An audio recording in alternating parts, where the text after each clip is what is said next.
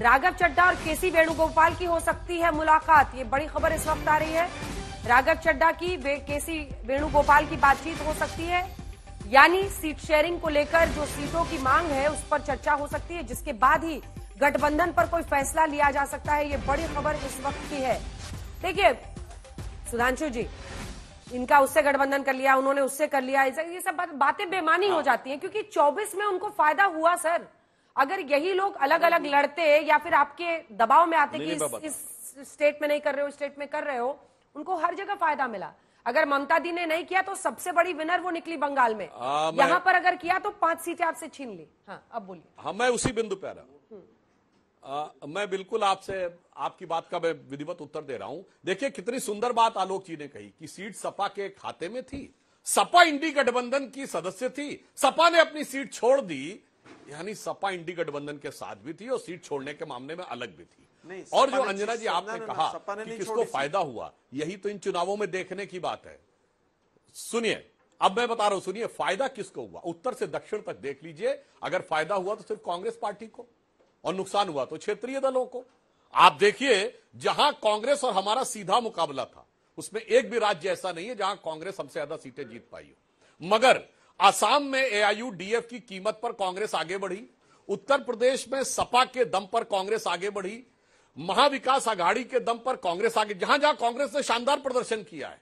और आप देखिए जेडीएस का वोट खाकर ये आगे बढ़े कर्नाटक में, और तेलंगाना राष्ट्र समिति को निपटाकर ये आगे बढ़े तेलंगाना में। तो अगर आप देखें मुस्लिम लीग के दम के ऊपर जीत के आए कर्नाटक केरल में, तो जहां जहां गठबंधन था क्षेत्रीय दलों के साथ, वहां से कांग्रेस ने उनका भरपूर लाभ प्राप्त करने में सफलता हासिल की। यह तथ्य स्वीकार किया जा सकता है। जहां सीधा मुकाबला था, जिसका एक उदाहरण दिल्ली भी है, उन सारी जगहों के ऊपर कांग्रेस वांछित सफलता प्राप्त कर नहीं सकी। अगर कोई गौर से विश्लेषण देखेगा तो लोकसभा चुनाव का नजर आएगा। ठीक है आलोक जी, इसका जवाब दे दीजिए, उसके बाद मैं जाऊंगी अन्य मेहमानों के पास। देखिए अभी इन्होंने कहा कि टीआरएस के को निपटा कर आए। अरे भाई टीआरएस को बिल्कुल निपटाया हमने सुधांशु भाई, लेकिन उनको पूरी तरह से हमने विपक्षी दल के तौर पर निपटाया। बीआरएस जो बाद में हो गई उसके साथ हमारा अलायंस नहीं था और कोई भी लालायित नहीं है। हम 90 सीटें लड़ रहे हैं तो भी हमारी 2/3 से ज्यादा मेजोरिटी आने के पूरे चांसेस हैं। और बीजेपी जो है वो दहाई का आंकड़ा पार करने में दिक्कत है। इनके मुख्यमंत्री महोदय ने 3 सीटों से सर्वे कराया है और मैं बहुत पुख्ता जानकारी दे रहा हूं, और तीनों पर मुख्यमंत्री सैनी महोदय हार रहे हैं। आज हालत इनके यहाँ सर फुटअव्वल जिस तरह से हो रही है, अभी तक तो बीजेपी की 4 बैठकें हो गई, अभी तक इनका जो है वो लिस्ट क्यों नहीं आई है। सुना है काफी अंदर से खींचतान हो रही है।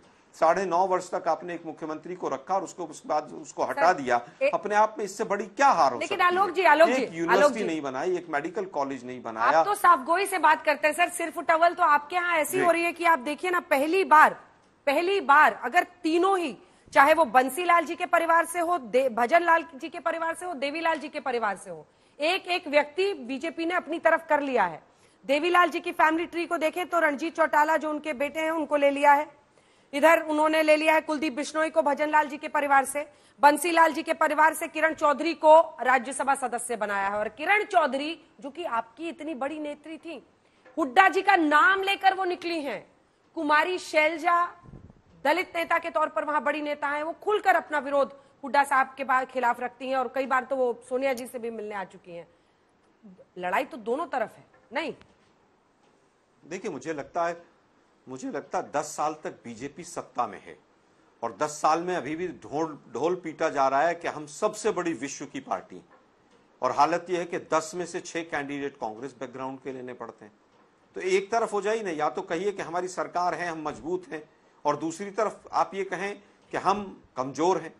अगर आप मजबूत हैं तो कांग्रेसियों को क्यों लेना पड़ रहा है? महत्वाकांक्षाएं हैं, महत्वाकांक्षा में गए हैं।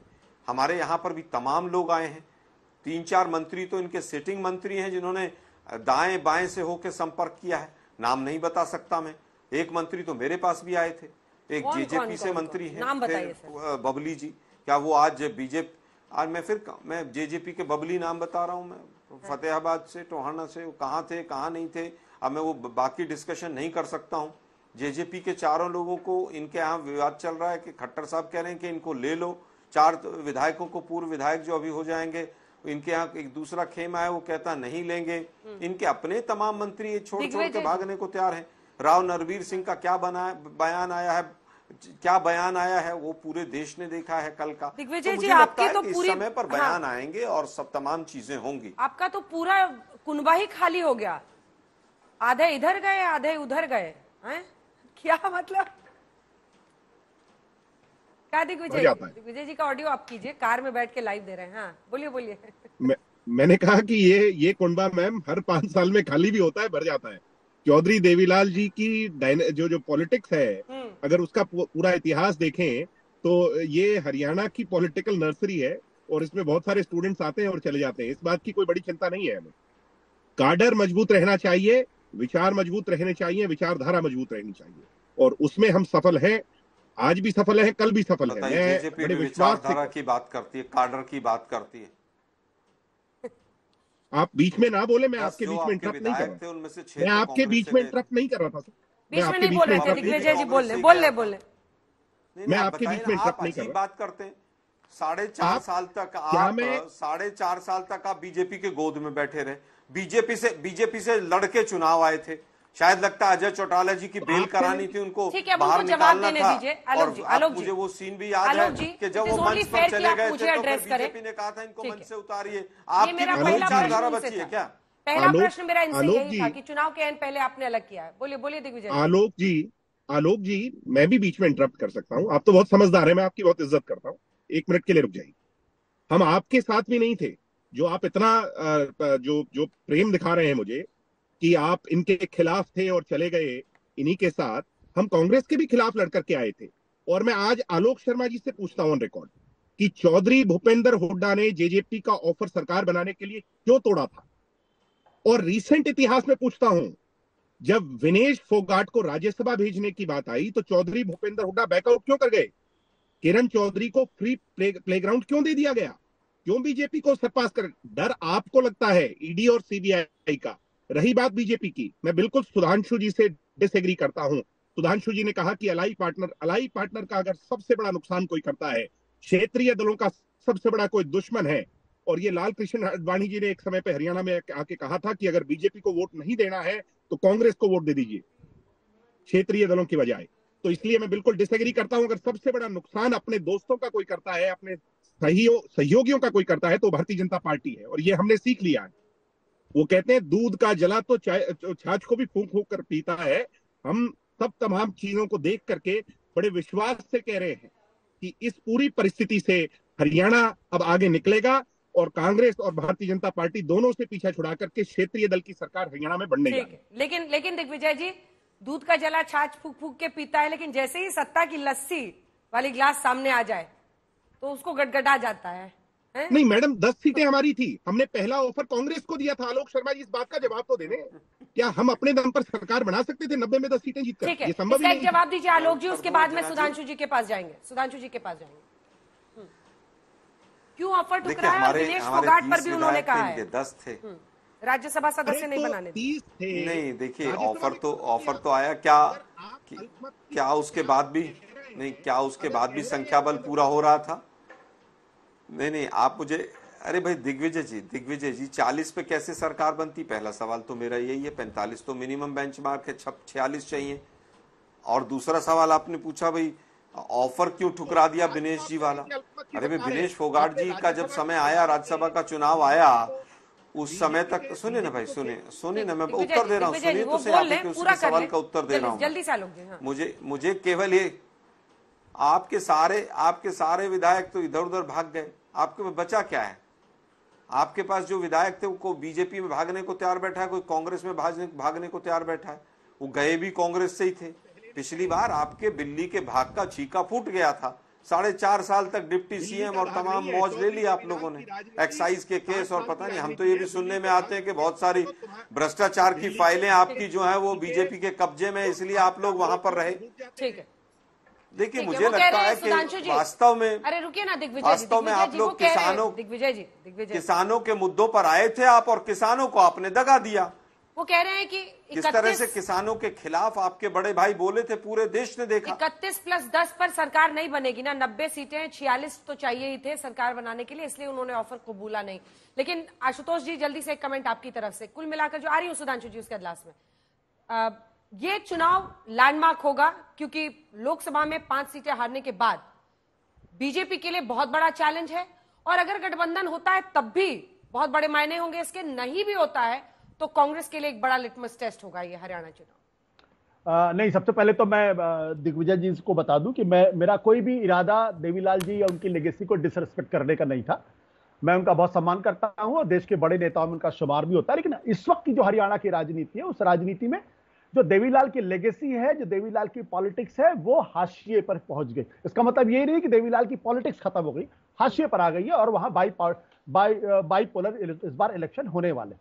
जो दूसरा प्रश्न इस बात को लेकर यह है कि ये कांग्रेस पार्टी को इस बात को लेकर थोड़ा अपने आप को थोड़ा अलर्ट होना पड़ेगा, क्योंकि हरियाणा के अंदर 20% दलित तबका है, एससी तबका है, तकरीबन अगर मुझे ध्यान पड़ता है तो 20.2% है। हाँ, और 22 से 25% जाट है वहां पर, 20% दलित है, अहिर है 10%, ब्राह्मण पंजाबी 8% मुस्लिम 7%। और अगर आप ध्यान से देखें तो जेजेपी का गठबंधन चंद्रशेखर आजाद के साथ है और इनेलो का गठबंधन बीएसपी के साथ है। यानी अगर ये दोनों पार्टियां अगर कॉन्स्टिट्यूएंसीज में लड़ती हैं और अगर जरा सा भी दलित वोट काट लेती है तो कांग्रेस पार्टी को नुकसान हो सकता है। अब यहां पे जो सवाल खड़ा हो रहा है कि क्या कांग्रेस पार्टी करनाल, गुड़गांव और फरीदाबाद, इन 3 इलाकों में वो भारतीय जनता पार्टी से सीटें छीन सकती या छीन नहीं सकती। अगर छीनेगी तो बीजेपी की स्थिति कमजोर होगी। और अंबाला में दोनों लगभग बराबर की ताकत है। जहां तक हिसार का प्रश्न है, वहां पे जेजेपी पिछली बार मजबूत थी, इस बार कमजोर है। तो वहां भी टाइम थोड़ा सा कम है। दिग्विजय जी, एक कमेंट मैं आपसे चाहती हूँ। वो कह रहे हैं कि देवीलाल जी बहुत बड़े नेता थे, लेकिन इसी के साथ वो ये भी कह रहे हैं कि जो फॉर्मर डेप्यूटी पीएम थे इस देश के, उनकी लेगेसी अब खत्म हो रही है। यानी पिछली बार तो 10 सीटें आपकी आ गई थी अलग होकर लड़ने के बाद, लेकिन इस बार नहीं होगा वो कमाल, एनएलडी से अलग होने के बाद। निश्चित तौर पर जननायक जनता पार्टी और आजाद समाज पार्टी इस बार करिश्मा करने जा रही है। पिछली दफे मैम जब ओपिनियन पोल्स आए थे तो जो आज की स्थिति है, इसी स्थिति में हमें बताया गया था, इससे भी बदतर स्थिति में बताया गया था। दुष्यंत चौटाला को खुद चुनाव हारते दिखाया गया था। चुनाव आते आते दुष्यंत चौटाला 50,000 प्लस मत से विधानसभा का चुनाव जीत करके आए और हम 10 सीटें जीत करके आए थे। 15 सीटों पर 5,000 के कम मार्जिन से हार करके गए थे। मैं आपको बड़े विश्वास से कह रहा हूं, जेजेपी की चाबी से ही चंडीगढ़ की सत्ता का ताला खुलेगा, विधानसभा का ताला खुलेगा। बड़े विश्वास से लीजिए, वो फिर किंग मेकर की भूमिका में अपने आप को देख रहे हैं। सुधांशु जी, कंक्लूडिंग रिमार्क। वो कह रहे हैं कि छोटी पार्टी जो है उसका सबसे ज्यादा नुकसान बीजेपी करती है। आपके साथी कह रहे हैं भाई, जिनको आपने चुनाव के पहले पहली बात मैं कह दूं, अभी मैं जवाब देता हूं। जी देखिए, आशुतोष जी ने कितनी अच्छी बात कही। पहले वक्तव्य में कहा था कि भाजपा बहुत कमजोर हो चुकी है और दूसरे वक्तव्य में वो सारी व्यू रचना बता रहे थे कि बीजेपी को हराने के लिए किन किन दलों को साथ में आना पड़ेगा, अन्यथा बीजेपी जीत जाएगी। आलोक शर्मा जी अद्भुत ज्ञान दे रहे थे। हमारे यहां तो उनको यह भी पता है कि चीफ मिनिस्टर ने सर्वे कराया है निजी तौर पे और वो 3 सीटों पे हार रहे हैं, ये भी पता है। अपने केसी वेणुगोपाल और राघव चड्ढा की मीटिंग का नहीं पता है। और तीसरा रहस्योद्घाटन हुआ जो दिग्विजय चौटाला जी ने बात कही कि विनेश फोगाट को राज्यसभा भेजने की बात हुई, जिसका सीधे सीधे कॉन्ट्रडिक्शन आलोक जी नहीं कर पाए। दूध का दूध, पानी का पानी हो गया आज राष्ट्रीय चैनल के ऊपर।